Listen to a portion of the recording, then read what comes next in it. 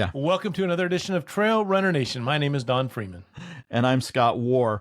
What does it mean to be a trail runner in your 20s, your 30s, 40s, 50s, and even beyond? How do decades of movement shape our bodies, our minds, and our identities? Welcome to Trail Runner Nation podcast.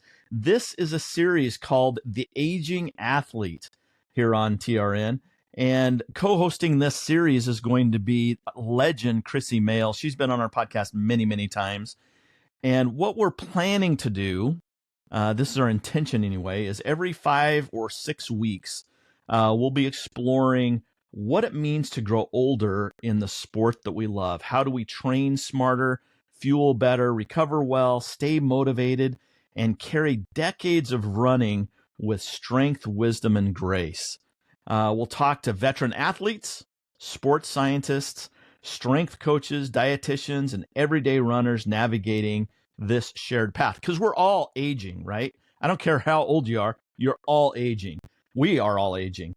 From injury recovery to hormone shifts, mindset to identity, this series is for anyone asking, is this just aging or is it the miles I've put in? And now, do I keep going strong? How do I keep going strong? We're not here with all the answers. We're just going to ask some questions to maybe some people that may know those answers. And we're going to try to uncover this aging aspect. Krissy, let's start this thing off. You've raced through your 20s, your 30s, and now you're in your 40s. How has your relationship with running evolved over the decades?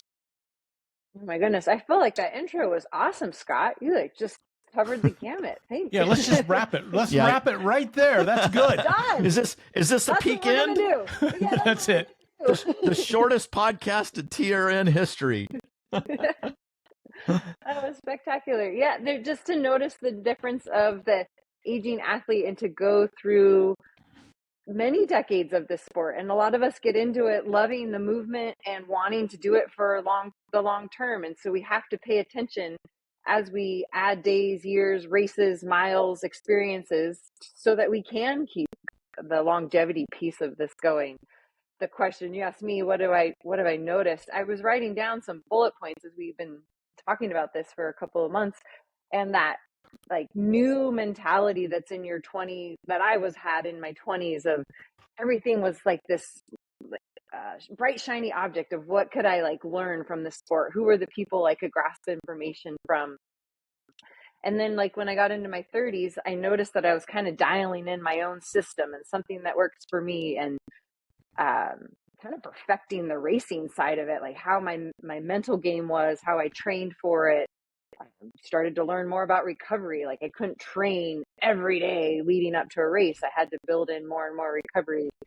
And then the reflective time in these, I'm like well into my 40s now, and having this transition from the competitive mindset, physical changes that I'm noticing, and the sage wisdom, like this, I love talking to people that have that new mentality, because there is so much adding to our sport now, and coming at it from the experience level of having ideas about having ideas about what they're experiencing because you've been through it, rather than that like unknown phase that starts in your 20s and 30s. So respecting what is coming in your 20s and then being in your 40s and reflecting back. I think as we look back at careers, there may be, and I just bring this up for discussion, an intersection between experience and wisdom and then peak performance. Mm. You know, maybe the peak performance for somebody might be 22. That's their VO2 max. That's their best, but there needs to be a little maturity, a little bit of sense of learning how to taper, how to pace yourself. There's how to feed yourself. There's an intersection of greatness that happens somewhere. It doesn't happen right away. You know, I want to tap on that real quick because I think that's important. Krissy, I think maybe you are unique. I think I fall in this category a little bit. But when you started running in your 20s, you mentioned that most of your mentors were 15 to 20 years older than you. So Definitely. Here Krissy has this 20-year-old body that is just peak performance, but yet she has these voices, these mentors in her head that are teaching her about the things that they've learned, the experience that they've learned on the trail. Is that true? Am I just inventing things? I think that's a really good insight to what I just kind of shared, is the sport was so much older 20 years ago in terms of who was standing on the starting line. The average age, the year I did Hard Rock in 2007, was 47 years old.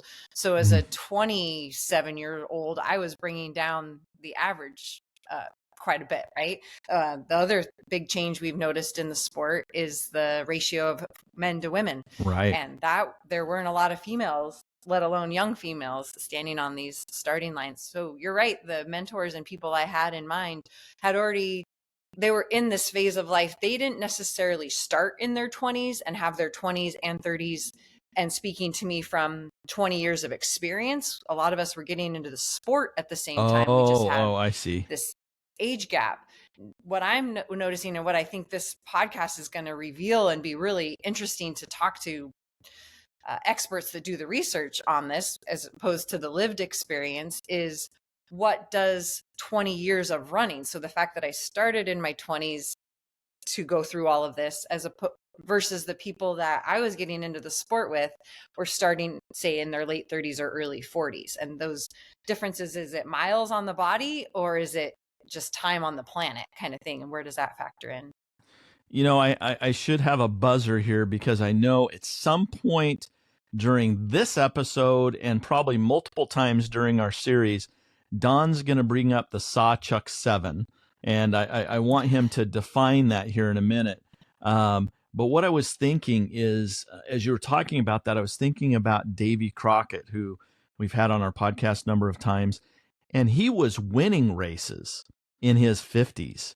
He started late, but he somehow figured it out and was at his peak performance, even compared to the pack. And he was winning 100-mile races, in his 50s. And I think that's very interesting too. So, Don, can you give us a synopsis on the Sawchuck 7? I would love to do that, Scott. But first, I want to make this comment. Okay. You can't get on my notepad, because what I wrote down was aging athlete doesn't necessarily mean old athlete. Doesn't mean gray-haired athlete. Right. It means we're all aging. We start at 20, and you've got a decade of running and a decade at 30, and you've got to manage that properly so you can stay on top of your game, the best that you can do. So aging athlete pertains to all of us that plan on running for a long time. So anybody that hears... I'm going to correct you real quick. It doesn't have to even be in the 20s. Ryan was following Cocodona 250 pretty intensely, and I think there was a 17-year-old that finished the Cocodona 250. So even teenagers are starting to run these long distances. Sorry, I didn't want to interrupt, but I wanted to make sure that we're not leaving the teens out of our picture. Exactly. So if you are that age, we want the teens to listen to Aging Athlete. Yeah. So if you hear aging athlete, oh, this doesn't apply to me, I'm still 25. I just finally got to rent a car. Why am I listening to this garbage? It's about being able to run until 50 and 75 and many sets of 25, which I hope that we capture through this conversation. I don't know. So you asked me about the Sawchuck 7. Is that what you asked me about? I did. We learned about that from Kevin Sawchuck, who is the originator of that observation. And he said he's one of the guys that Dr. Sawchuck looks at a lot of data and combs over all the spreadsheets and starts seeing things, like those old images. If you really focus and let your mind wander, you can see a word in some kind of image. I mean, he does that with spreadsheets. And what popped out to him is it seems that each athlete has about 7 strong years of racing. And if you start at 25, then you add 7 on. If you started at 32, you add 7 on. People have enough in their tank to put 7 good years in before they either lose some interest or lose motivation or lose some health or lose some their job changes or family changes, and they have to drift off. People don't start and stay for 25 years of always knocking them out of the park. You've got 7 strong years to apply your gift. What do you think about that? That's performing at your very peak. That's not meaning Right. you have 7 years in the sport and then you can go crochet. Good point, Scott. What do you think about the Sawchuck 7, Krissy? Gosh, well, I want the whole longevity piece, and you mentioned the 17-year-old at Cocodona 250, and that's like, I think that's the nugget of this, is that the aging athlete is having awareness at whatever age you start to be able to do this for the long haul. And so what can you learn at 17, finishing the Cocodona 250, that you can then do? And I know who you're talking about. I met the Chisholm family. They call themselves the Field Trip 5 on Instagram. We met them. It's a mom with her 4 boys that are running these long distances. We met them 2 years ago on the Arizona Trail, and they did the through hike in 24 days. And they're like, one of them was 11 years old. And so they're aging up in this world. And gosh, talk about a case study. Like, I would love to watch how these boys not only navigate the physical aspects of it, but as teenagers coming up in the ultra running world. Like, it's kind of my story happening again, but as a whole family unit. So super cool. Shout out to the Field Trip is what they call themselves on their trail name. And the longevity piece to that, like, how do we manage like the sport over time? And I feel like as ultra runners, with the miles that we put on our bodies and the filters get taken away, we get this opportunity to learn the most about ourselves and be the best advocate for ourselves. There's lots of changes that are happening to our bodies starting your teenage years with the big hormone shift of puberty. And then for women, there can be a big hormone shift of pregnancy if you have a child, and then the postpartum of that. And then later in life, the perimenopause, menopause, that's the like part of the female journey that happens alongside being an athlete. And so if we can factor in all these external pieces, you mentioned your job changes, the level of interest, if you add children to your life, career influxes, moving, if you decide to pick up and take off and try something new in the world, all of those impacts on this like chemical system that is our body while we're trying to use it as an athlete. I feel like these are the awesome conversations we're going to get into along here. And I don't know that I answered your question with that, Don. I'm going to give it, yes, you did. If I listened back to it, I would find the answer. So yes, you Okay. and even if you didn't, the answer was really good. It was better than the question. There you go. Krissy, I don't know if this is a fair question, but as you're talking about the hormonal shifts from teenager through, perimenopause and postmenopause, do you think, and I'm trying not to use this word, but I'm going to use it because I can't think of another word. Is it equal or fair, the difference that a male goes through hormonally and a female goes through? I mean, I just look at my wife and what she's gone through, and boy, I'm so glad I'm not a woman going through that, because there's a lot of questions. It's very difficult. You don't know what's going on. So I guess my question is it fair? It's obviously different, right? Right. I do believe different. I am searching for the gifts in this transition because it is very challenging. It's a huge aspect of the female experience that has not been studied. It's this massive chemical change. Everything's happening, and it's now being studied. There is so much happening in the world of hormone transition, hormone replacement therapy, perimenopause, menopause, that's happening for women. And I am so thankful to be coming up in this time. Women just 10 years older than me didn't have this, and let alone the generations before. So it wasn't even talked about. No. And that's just, you can get kind of go down the anger or frustration path of like, why is it just now? This is 50% of the population, and we haven't spent our resources on this. We're in the 21st century. Why? Are you kidding me? But I also like, so I go back to the gifts of it. I'm really thankful I have these markers and understanding. I've got to believe men are going through similar, whatever word you want to use, your hormones are shifting as well, but you don't have this like in your face marker. So how do you get to know what's going on for your world? So if I can tune into what's happening for myself, I've got changes happening in my body. There's this monthly cycle that I've been following for 20 plus years that's like fading out and going away. You don't have, as far as I know, you don't have a marker that shows you and brings this awareness up. So I'm seeing it as a gift as a female, and I'm curious what the male experience could be in parallel, and how do you like find that awareness otherwise? Well, Scott, I wish you would have asked me the question, because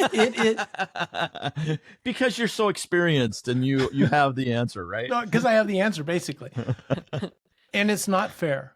It starts at adolescence for the female, and they're going through some changes they need to manage, and then they move on to a point of pregnancy and they have to manage that.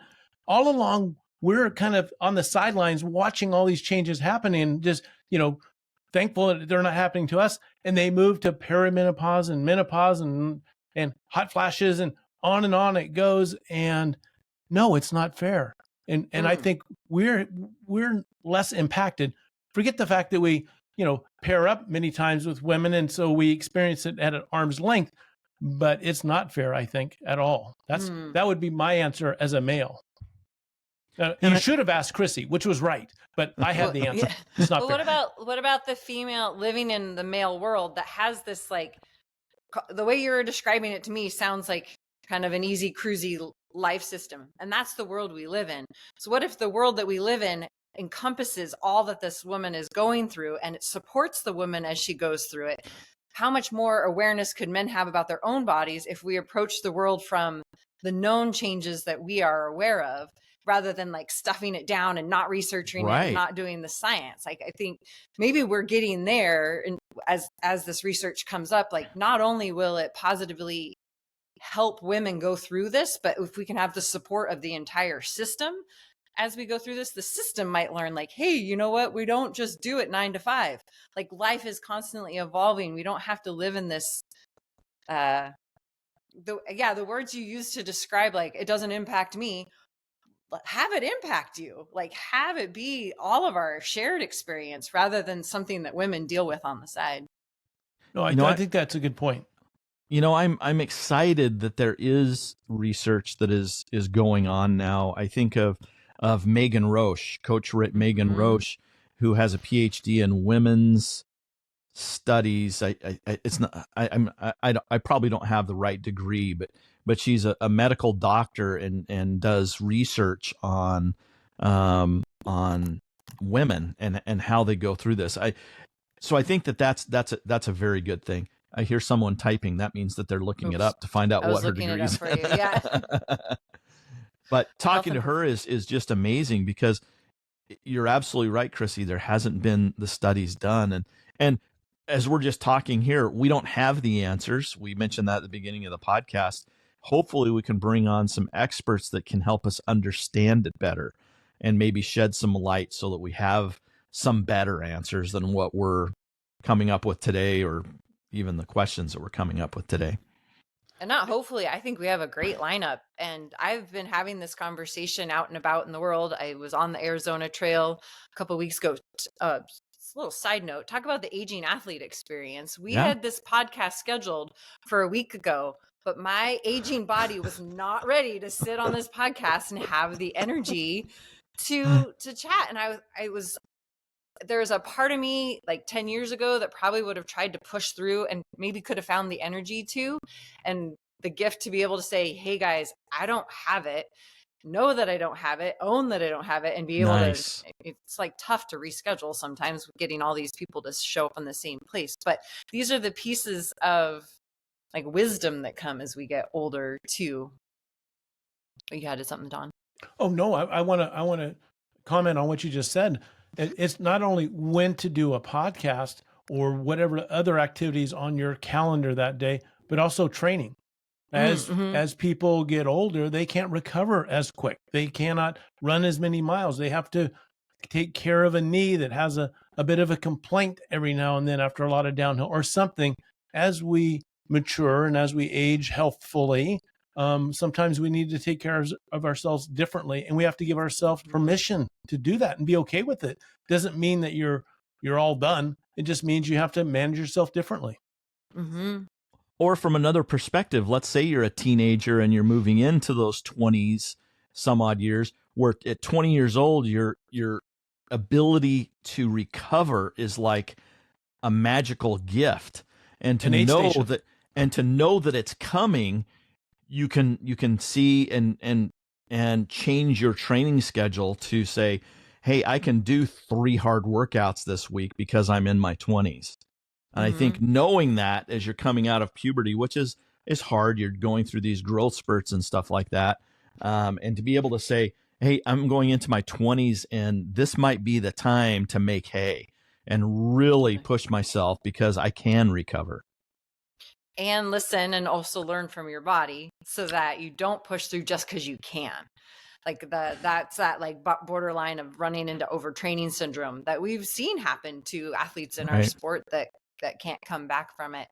I got a little bit sidetracked with that aging experience, but we were talking about the guests that we have in potential. And I've been out and about in the world on the Arizona Trail, and I have exercise physiologists, nutritionists, other coaches, people that are really excited to have this conversation because they've done research in their specific world and they want to apply it to these conversations that we're talking about. I would love to, if as people are listening to this, they know a sports psychologist or other channels that have researched on here that would want to be a part of our series, like please write in and let us know.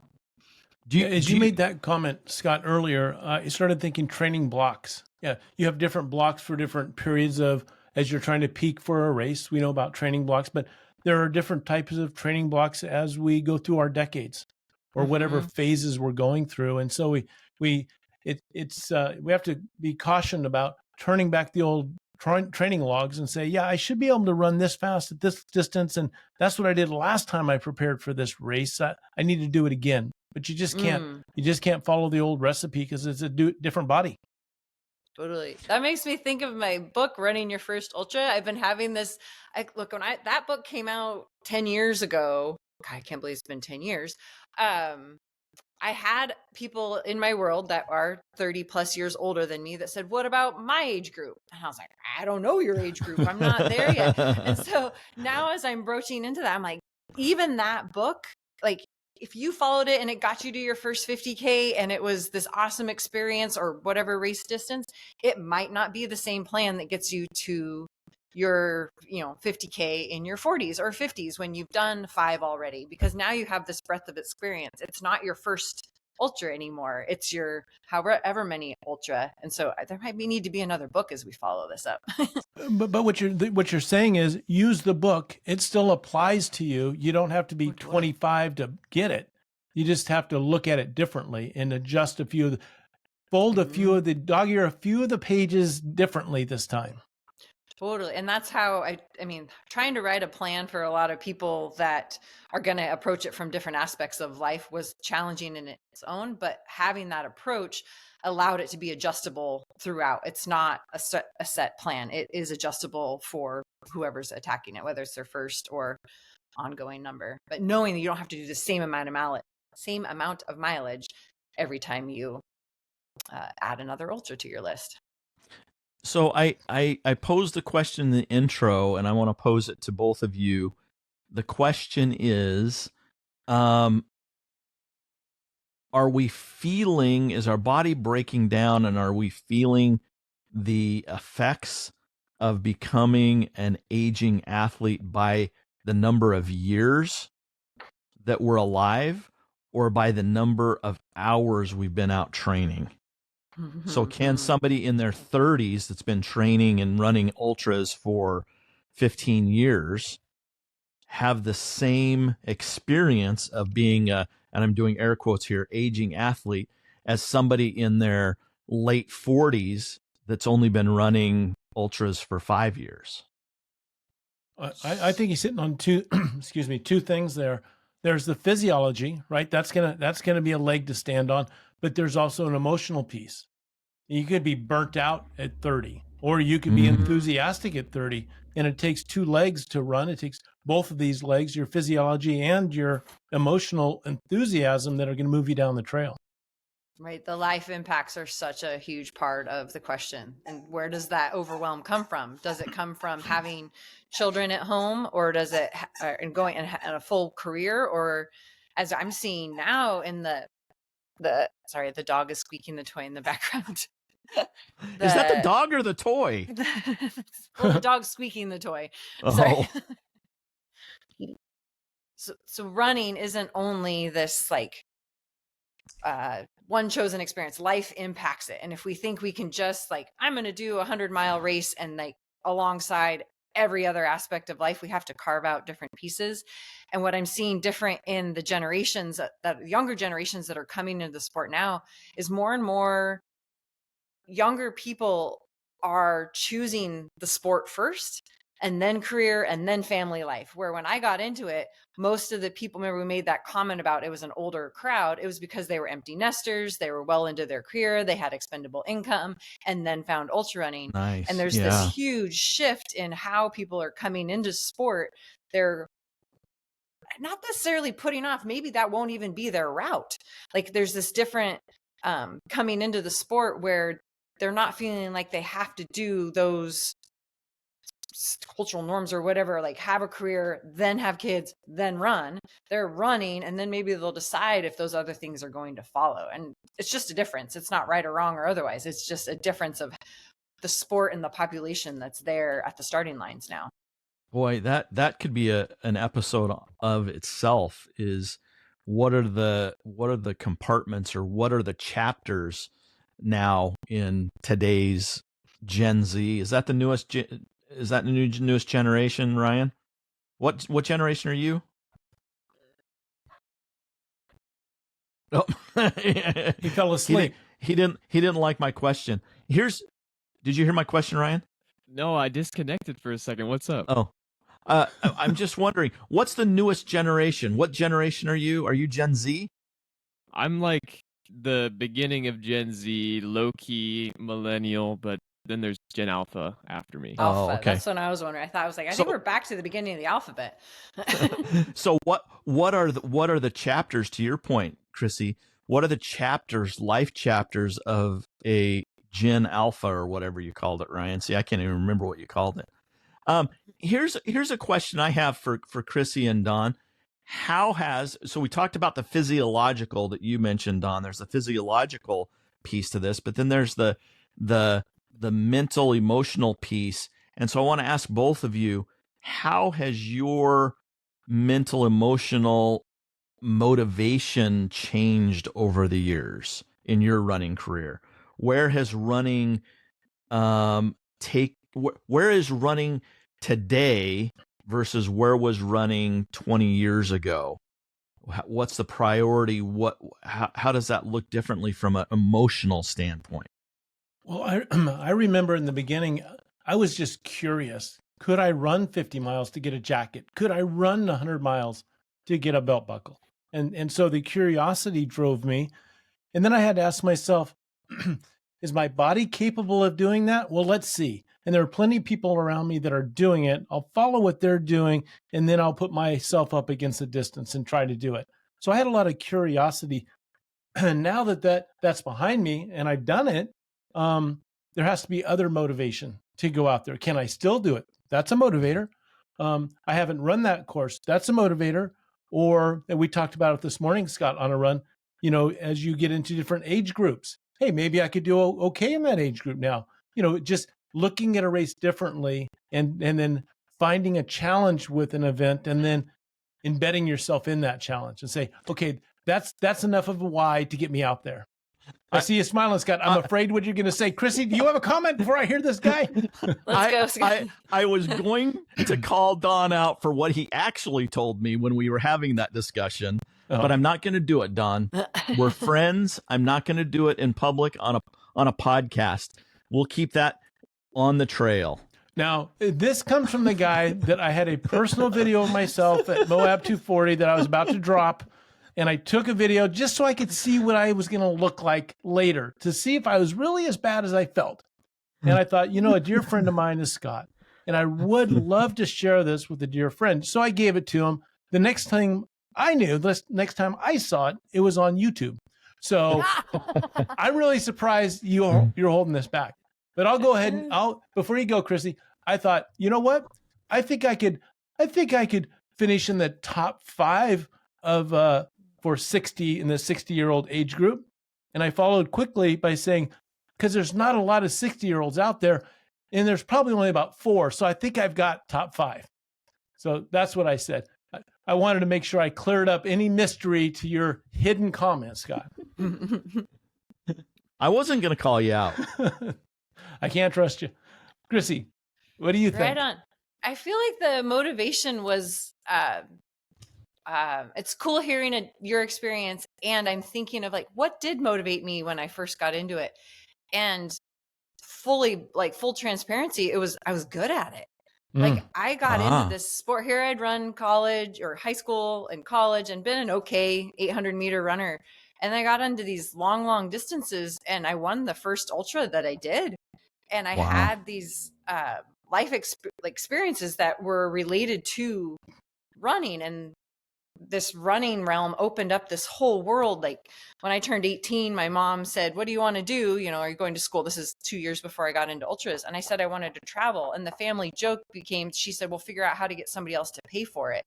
And then 3 years later, I won my first ultra. And then months after that, started the job at Montreal and started traveling the world and doing all these events and getting these stamps in my passport. Somebody else was paying for it. And so the motivation up front was this transition from always thinking of myself as a runner and loving it and having that genuine connection to it, to then it being something that was, I was good at. People were paying me for, not paying me for, that's a whole nother realm. I was able to do it as a career kind of thing, working as a promotions manager. There's a different realm to the sport now where athletes actually get paid to run. That has built only in the last, I would say 10 plus years. And then when I got, and again, I relate to the curiosity of, can I do it? What would it be like? And then perfecting that a bit, and then creating more of a career around it, like quitting my real job and finding a way to have running be everything that affords my life. And that real tough question of, does my passion become my career? And that always wanting my running to have that initial love that I had for those first, call it 10 years, decade of running, track and relay races and that kind of thing, to, oh my gosh, I'm going to make a living doing this. And then how that has continued to evolve into getting to experience the sport through other people's first time experiences, both as a race director and a coach. So I feel like there's commonalities, but that stood out as a unique, I probably wouldn't have been able to own that in my 20s, that I liked that I was good at this thing. I can see it now in the rearview mirror. Sorry, the dog distracting as well. So I want to connect those dots, because you said, 10 years ago, people athletes started to get paid to do this and show up, with a little bit of finance from the team they're running with.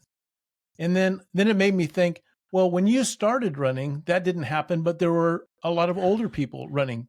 To Scott's point, people that were already established in their career and showing up, and now they have a chance to do this new passion. And so maybe we've drugged the youth in, because we've created an avenue for those that perform well can now get paid, and they don't have to wait until they're an engineer or an accountant or, a construction manager, whatever they're going to do to be able to afford to go. Now they've been afforded to get out there. And that's why we've seen the complexity or the racer's profile change.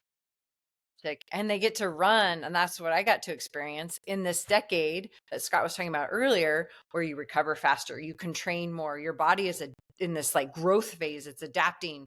You're adding muscle. Like you hit 35, you can speak to that, Dawn, of not just from personal experience, but from your career, that we don't add muscle anymore. We have to work really hard to add muscle. You don't have enough time for you to talk your way out of this one, Krissy. Your career, not your personal experience. So that like that 20s and early 30s of where there's that like uptick of all of the pieces that add to performance, where people that were finding the sport later than like they've had it through other realms, but not specifically to running. So now as a 48-year-old, I've been running this through all of that. So through the increase and then managing the decrease. And I postulated earlier that there was an intersection between experience and age. And as I'm going through this conversation, I'm thinking with all the podcasts and the websites and all the other avenues to gain knowledge, that can kind of shorten that learning curve, and then introduce the sport to when athletes have their full potential, and now they can be flooded with all these details to allow them to exercise that potential. Because our athletes that are in the Olympics, they're not all, with gray hair and running with lots of experience. In our youth, we're in our peak. A male 26 years old, I've heard, and if you can shove all that knowledge in through some other vehicle into that head and then allow that body to get out there, you're going to end up with some great results. Mm-hmm. I have a question along that, kind of related to that. Krissy, you mentioned the first time you lined up at Hard Rock, the average age was like 47. Did you say? Mm-hmm. If you were to line up at Hard Rock in 2025, I bet you that age is probably 10 or 15 years younger. We should look this year. I think so. Yeah.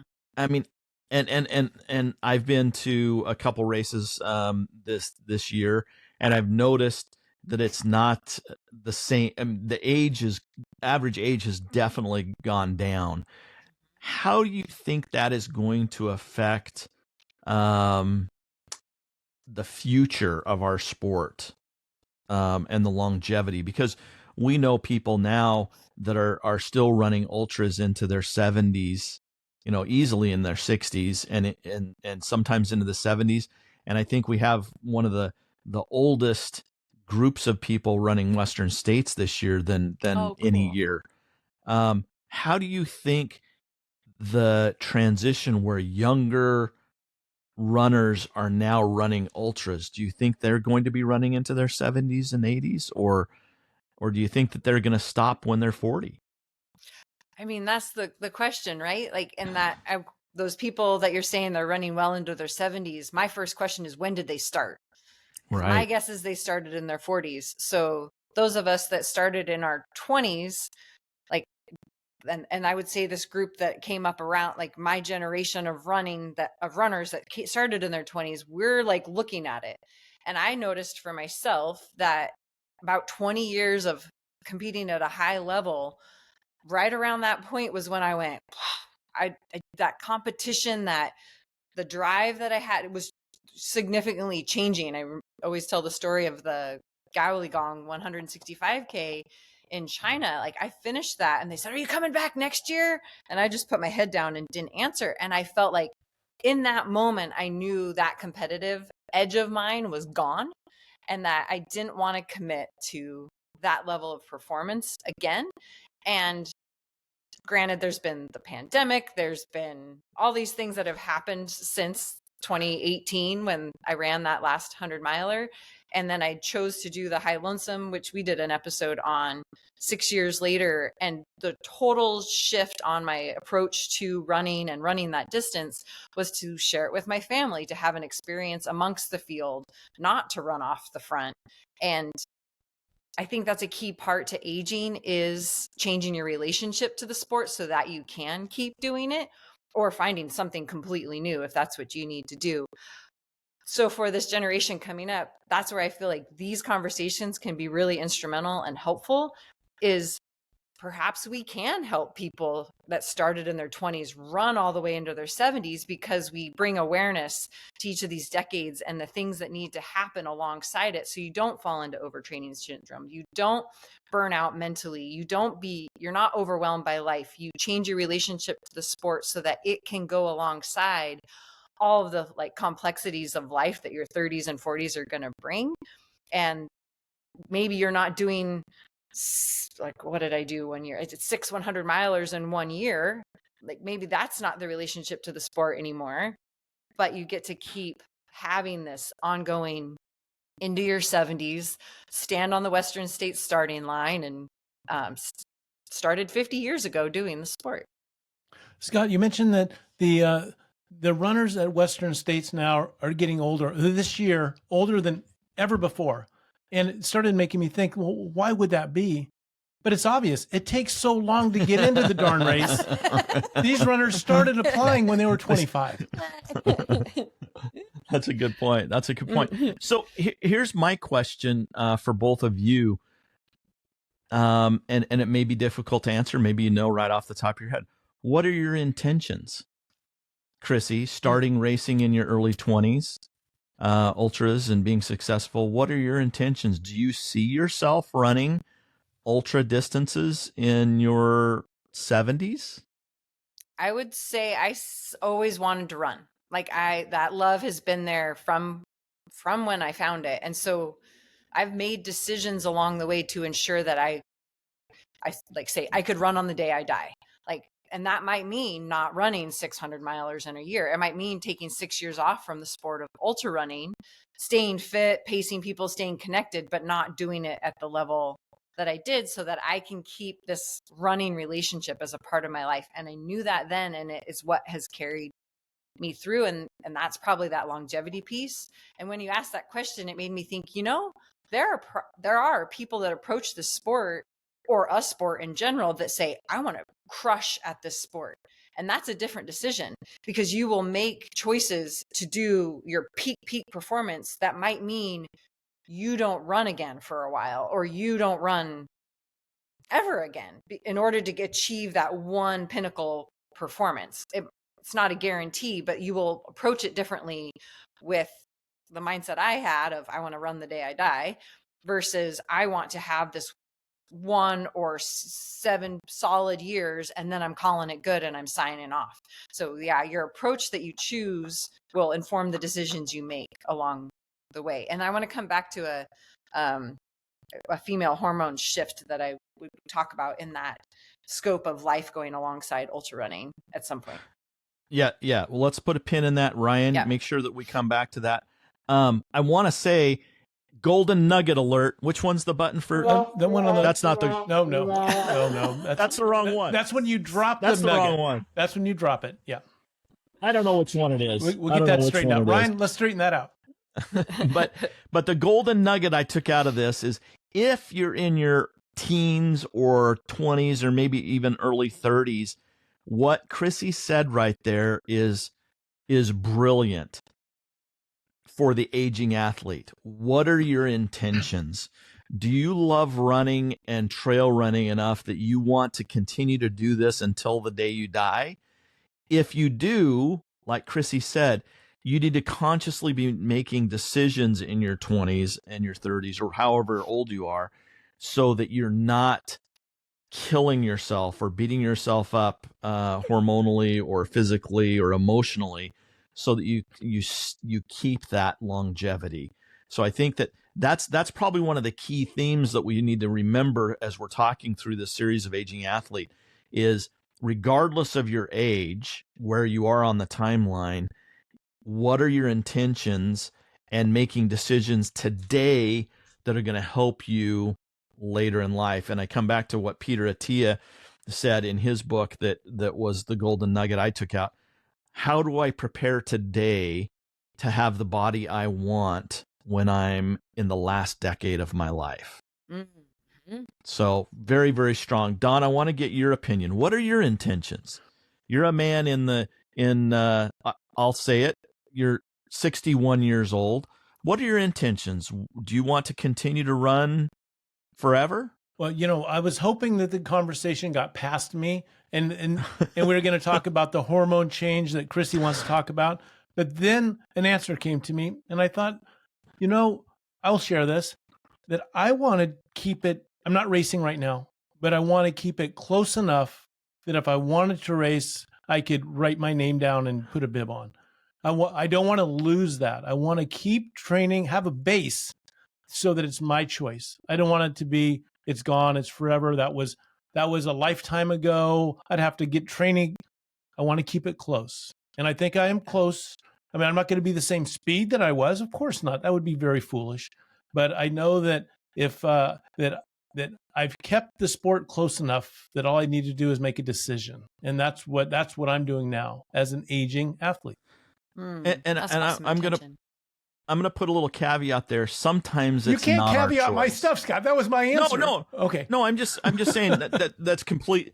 The caveat is sometimes it's our choice right now, wherever we are on the timeline, to make the intention to run until whenever. But sometimes something happens and it becomes not our choice, whether that's dementia or any kind of mental issue or a stroke or a heart attack or a bad knee or a bad hip. And we are going to be talking here in the near future. Pay attention. We're going to be interviewing some people and the doctors that operated on some very influential athletes that are still running in their later years with joint replacements. So anyway, that's all I had. What, Don, were you going to say something? No, let's get back to Krissy's. Should we get back to Krissy's hormonal thing? Yes. Go ahead, Krissy.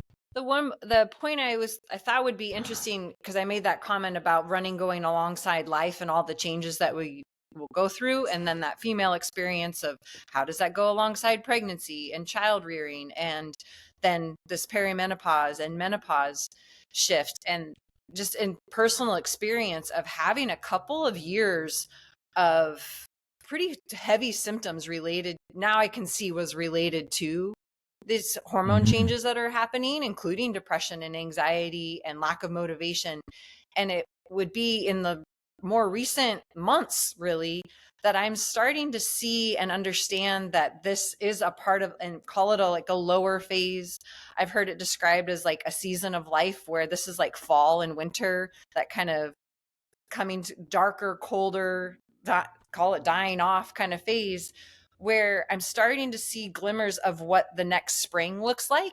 And that we're menopause, being in full menopause, where I'm not transitioning. Perimenopause is a massive adaptation that the body goes through.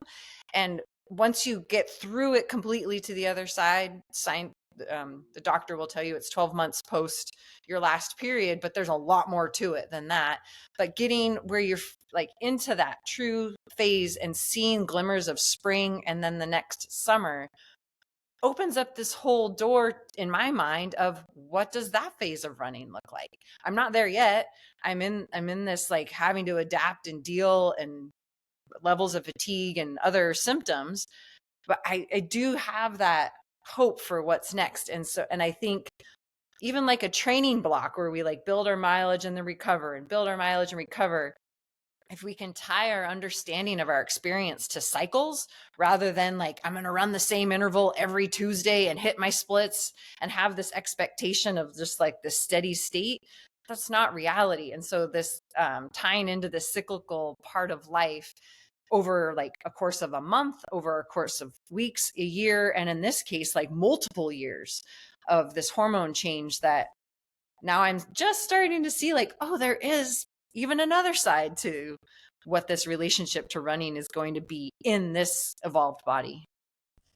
Yeah, as we talk about this, Krissy, and we did some prep earlier talking about the concept of aging athlete, and I'm really excited about the guests that you have lined up, the experts that you have in place. We've hit on a number of the topics through here in this general discussion. But as Scott said, we could have an episode on that. We could have an episode on that. We bring the right person in. We could really expand this conversation with someone that has experience and knowledge.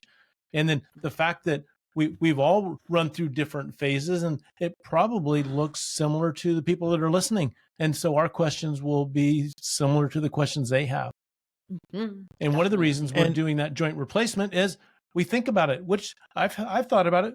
Which joint was going to wear out on me first? Because I know some athletes that have changed their joints. I wonder which is mine. Is it my left knee, my right knee? Is it a hip? So your jaw. Hey, Ryan, you can take that out. That was uncalled for, sir. So just to whet your palate, and like any run, we have the the right to change these topics, but the ones that we've brainstormed are the following. So we'll do an episode possibly on running injury and running after an injury. Another episode on nutrition for performance and recovery. An episode on strength and mobility for aging athletes. We've talked about how important strength training is as you get older. Mindset and motivation, hormones, and I think we had another one on here, exercise physiology. So those are some of the topics that we're going to be covering in the coming months, and we hope that you enjoy that. We'd love to hear your thoughts and your questions. If regardless of your age and you're thinking about your aging athlete wherever you are on the timeline, and what's up next, and what can you do to help for an easy transition. Although I don't know if transitions are easy as you age. I don't know. We'll maybe we'll answer that question before this series is over. But we hope that you engage. We hope that it is something that creates questions in your mind so that you can talk with your friends on the trail as you're running down the trail. And if you're still counting birthdays and you expect to have another one, you are included in the aging athlete group. Yeah. Nice, Don. I like that. Wrap it up there for you, Scott. So regardless of your age, regardless of the miles, regardless of the hours, just remember there's a pair of shoes sitting on your doorstep. Put them on, lace them up, and go out and run. Mas.